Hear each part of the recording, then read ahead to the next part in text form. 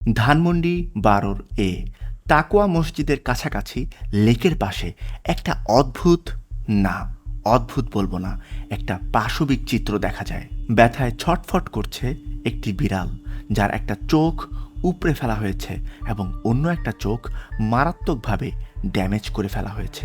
এলাকার রেসিডেন্টরা এই ঘটনায় খুবই আপসেট হয়ে পড়ে। কেন বিড়ালটি এরকম নৃশংসতার শিকার হলো সেটাই ভাবছিল এলাকার সব ছেলে মেয়ে, কিন্তু তাদের দুঃস্বপ্ন কেবলমাত্র শুরু হয়েছিল।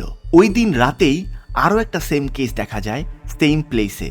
আরও একটি বিড়াল যার দুটি চোখ উপড়ে ফেলা হয়েছে।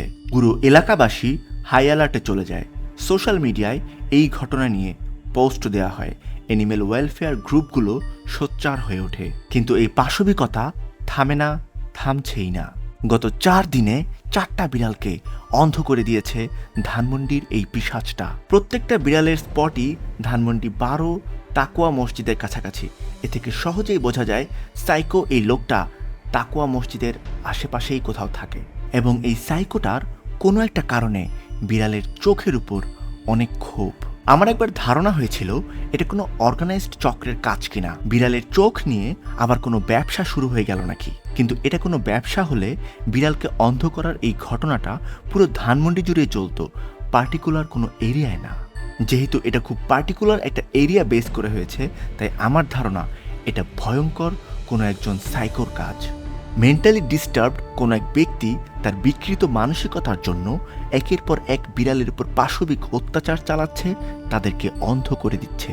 সারাহ ফাতিমা নামে ওই এলাকারই এক মেয়ে পরবর্তীতে ধানমন্ডি থানায় লিখিত অভিযোগ জানায়। ধানমন্ডি থানায় এফআইআর লেখা হয়েছে এবং পুলিশ আশেপাশের সব বিল্ডিংয়ের সিসিটিভি ফুটেজ চেক করে দেখছে কোনো ক্লু পাওয়া যায় কিনা। সাহসী এই মেয়েটিকে মন থেকে ধন্যবাদ। এরকম একটা সাইকোর কাছে শুধু বিড়াল কেন, ছেলে মেয়ে ছোট ছোট বাচ্চা কেউই সেফ না।